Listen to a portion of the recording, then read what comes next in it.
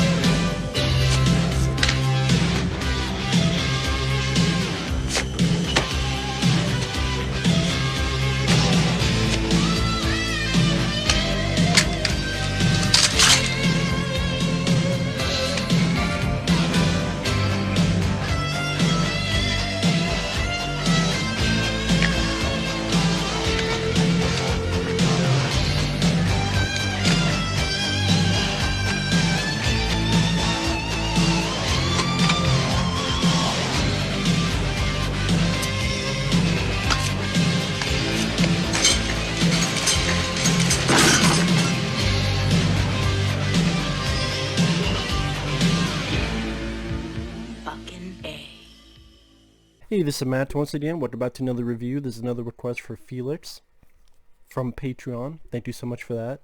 If anyone's ever interested in requesting pretty much any type of videos, whether it be reactions, movie topics, reviews, re-reviews, pretty much any type, you either send the request directly to my PayPal or join my Patreon. Both links are down below in the info box. If not, no worries, but if so, thank you. And I'm eating my words because Ip Man 3, I did the review for that. I'm like, oh, I really look forward to part 4.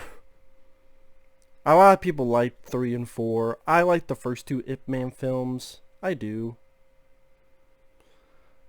And in a weird way, this is kind of a remake of the second film, because you have,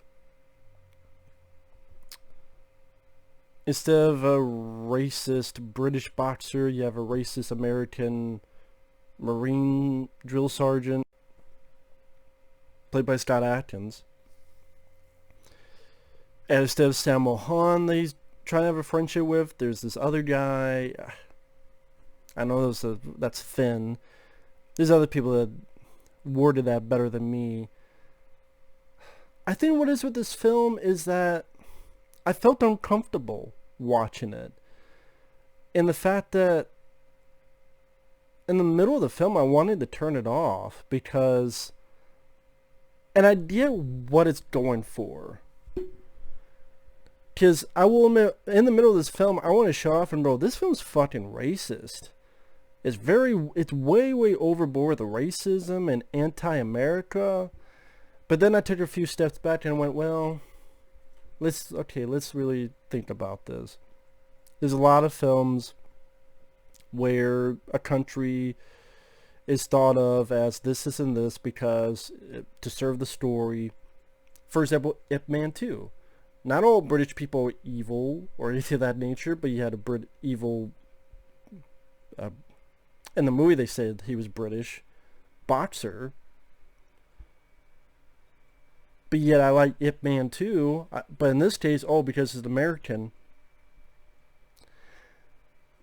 Then on my other hand, I'm going, but this movie, like almost every fucking person in America is racist, with like tiny exceptions. But then on the flip side, I'm going, well, this does take place in a time and period where America was that way. Sad to say, to look in the mirror and be honest, America was putting people of other races down, not giving them the respect.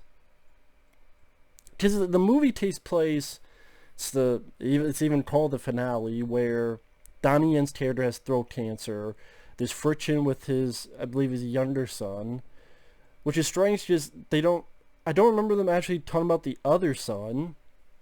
You think if he has throat cancer, the other son would come into play. People say, well, that's not how it happened in real life. But these films are not really 100% biographically sound. knock on plastic. It's not plastic here, but fuck it. And he's invited to San Francisco by Bruce Lee. Now, also a part of me was disappointed because I thought, wrongly of course, that this was, okay, we did a bit more Bruce Lee, and now we don't get into this whole thing with Bruce Lee. And that was the interesting part of the film, was the first chunk of it, where he comes to San Francisco, he watches an exhibition with Bruce Lee. Bruce invites him to his cafe with his students. These guys in karate D's, they talk shit. Bruce Lee's like, let's get out. Then you have this, Bruce Lee beats the shit out of 3 people. Then he fights one guy in an alley. And you know what? This is actually pretty good. It represents Bruce Lee fairly well. The guy who plays Bruce Lee, no one could ever replicate Bruce Lee, but he did alright. Beats the shit out of this guy in an alley. Decent fight. Not fantastic or great, but even get a moment with nunchucks. I'm always up for that. I'm like, okay.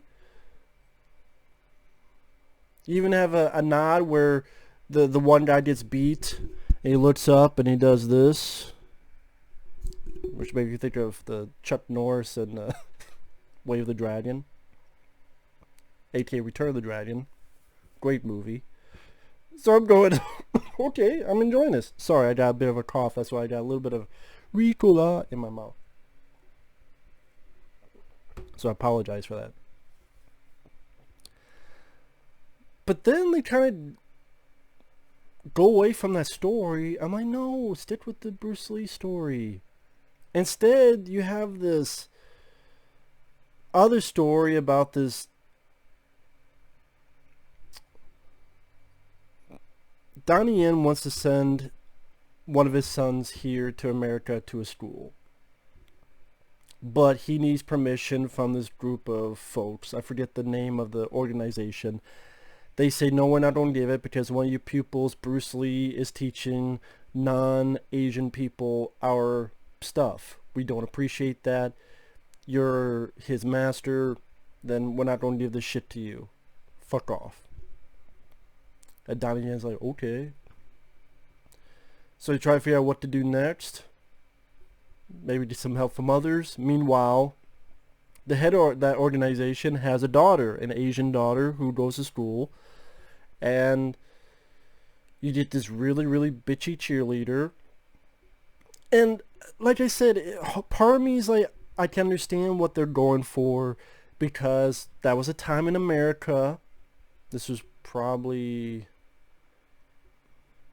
60s it was taking place in. Was kind of a racist time in America. Kinda, you know, just a little bit. And I get that, but its handler is so cartoonish. I think that's what it bothered me, is that they make it seem as if this is going to be this big, serious, real deal about it.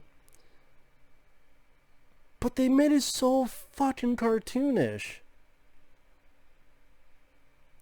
To the point that it barely felt there was any balance with it. As in, yeah, there was a lot of racist people, but not almost every fucking person in America was a racist person. So I just felt they went overboard with it. You could have like maybe a couple who are trying to help Donnie Yen. Maybe at least with that, but here it's just cartoonish. Because this bitchy cheerleader doesn't like the Asian cheerleader, and then like all of these white guys at school try to beat this Asian cheerleader up. I'm like, come on, at least one of these. At least I fucking would stand up for her. Great, I like Asian chicks. They're hot. But seriously, I mean, okay, I get it. A lot of movies you could make that same complaint, and yet I enjoy them. And I don't say anything because it's another nationality. And hypocritical thoughts, but I've said in the past, everybody's hypocritical. Me, you, everybody's hypocritical. It's just how much are you hypocritical? So it proves my point. And yeah, America has a lot of racist stuff to this day, but you know what? So do a lot of countries. Not that uses it, including China. I mean, hate to be a bearer of bad news. Ask John Boyega about Star Wars The Force Awakens poster. He's dead on the poster. Then in China, he's over here really tiny, and that's like the only difference.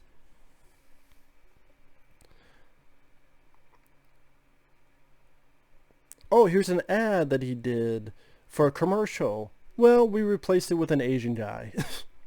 Because we don't want John Boyega. Why? Because he's black. Okay. But apparently, we're the only racist people. But that's the thing. We're all equal in our faults as well as our positives. And that's the true equality. That's the truth. Everybody. Whatever race, whatever color, whatever creed, whatever sex, whatever gender you identify with, there's going to be assholes in the bunch. Hate to be bearer of bad news. I don't care what country you name. I don't care what sex you name, what gender you name. What's the difference? Well, apparently there's a lot that I don't know. Because I thought there was male and female, but apparently 47 or whatever the hell. Maybe not that. I don't know. There's some weird. I'm like, oh, I'm not going to get on that. But hey, no matter what you pick, there's always assholes in the group. But getting back to this, so Donnie Yen fights out these white students who are attacking the Asian cheerleader, brings her back to her dad. He's like, this doesn't change anything. I'm still not going to give you your shit for your kid to go to school here. And someday we're going to fight and all this other crap.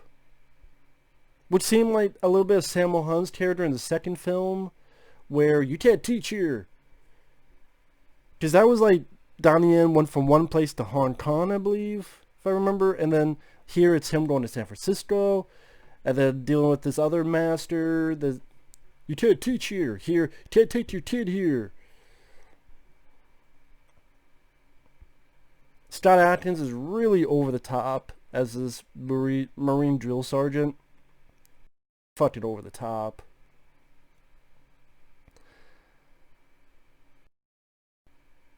The white bitchy cheerleader lied and said, "Oh, I got bullied."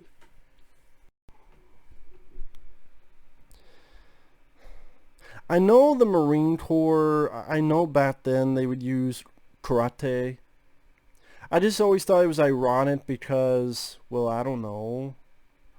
You would think they'd be like, well, World War II, Pearl Harbor. But yet, in the movie, again, I know in the Marines they utilize karate. So maybe it's that condemning, whether it's me talking about this with the movie or real life, however you want to interpret it. It's just weird that, okay, we're okay with learning Japanese techniques, but we hate China. They're both Asians, so you like one Asian, but you don't like another Asian. But maybe that was the point. Also, I know a lot of Chinese films, they fucking hate Japan. But, I mean, that's goes to what I was saying before. There's been Bruce Lee films and such where they're very much against Japan. Because China's very against Japan. Like, those are two that fucking hate Japan, China. They fucking... A lot of them seem to just hate the other. But yeah, I enjoyed that film because I'm not one of those nationalities. So again, can I really complain about this film with doing it when other films have done it? And it's like, well, I'm not talking bad about them, but I'm just bitching about this because it's American. Don't be so sensitive. But again, it just felt like it just went so fucking cartoonish. And the fight scenes didn't do much for me because Donnie Yen is older because this is 2019. He did the first film in 2008. The second film in what, 2010? So you go from the second film and that's 10 years later. Well, almost 10 years later because this is 2019. From the first film, over 10 years, 11 years. from 2008 to 2019. People slow down with age. They're not as fast, as crisp as before. I'm not sure what age Donnie Yen is supposed to play.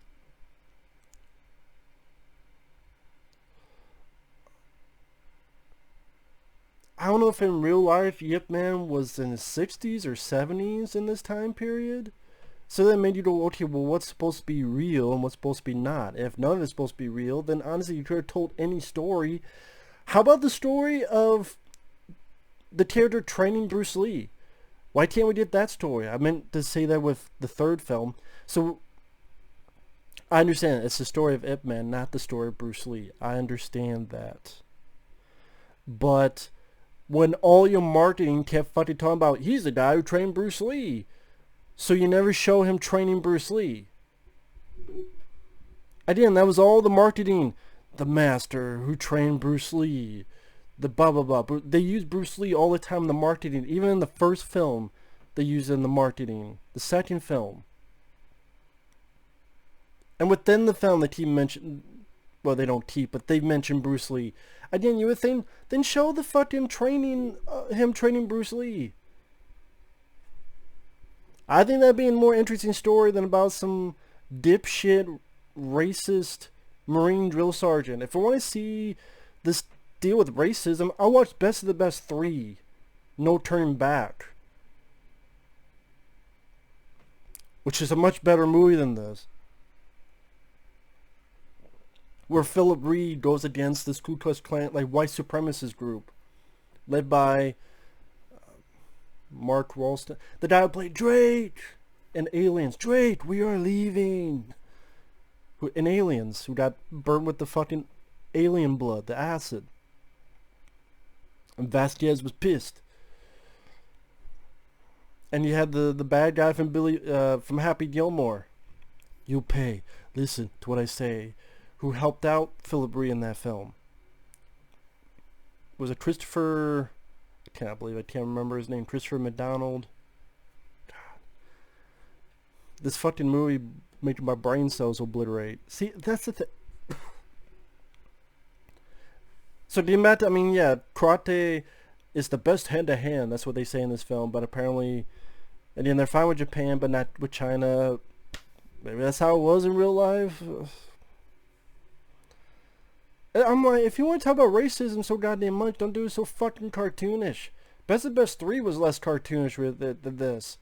And that has a scene where someone shoots a fucking missile, someone opens up their window or goes through the window and hits something. I'm like, that was badass. This movie could suck ass. The ass of me and mine. Even the fight with Scott Adkins, I wasn't that impressed with. Compared to the other Scott Adkins films I've seen, it felt short. Maybe technically it wasn't short, but it felt short for some reason. It seemed like some wire work. Yeah, maybe I'm wrong, but it felt like some wire work was being done at times. You know, I could be wrong on that. I just did not like this film. A lot of people did. That's cool. I didn't care for the story. I hated that, the Bruce Lee stuff, which was interesting. They just abandoned that, and then they go on this other fucking story that I did not care. I'm sorry the Asian cheerleader was getting beat up, but I don't know much about her character. Yes, there was racism in that time period. There absolutely was. But then don't do it so fucking cartoonish.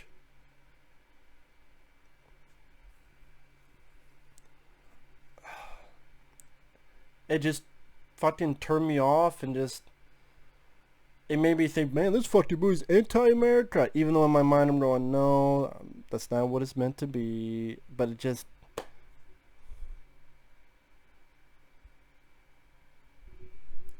It just turned me off on the storyline. And the fight scenes, I didn't give a shit about. Again, some of the plot felt like a repeat of the second film, and it made me go, then now just to watch the fucking second movie. I go watch the second film. I thought, okay, Donnie Yen's character down in San Francisco, but after watching, I'm like, so? And this is the finale, because the last bits talks about how he did pass away because of cancer. But yeah, it's sad that like the first two Ip Man films I really enjoyed, and then I watched the third one I disliked, but I liked the third one more than this one. Just the third one was boring, but I got a 3-minute. I thought the fight with Mike Tyson was better than the fight here with Scott Adkins. Honestly, I don't know. The fight with Mike Tyson was more fun. It was only 3 minutes and ended on a tie. Here, though, I don't know, so many other Scott Adkins films I have to watch. Avengement, Ninja, Shadow of a Tear, Close Range, among others. Even that one fucking film, which was pretty much Chinese propaganda, Scott Adkins was a villain in that. I reviewed it. I forgot what the fuck. Wolf Warrior? I'd rather watch that than this. And that really is a lot of, hoorah, Chinese. But I'm like, okay. I was down with that movie more than this. I didn't care about the fight scenes. I didn't care about the story. I think the fight scenes have dwindled since the first two.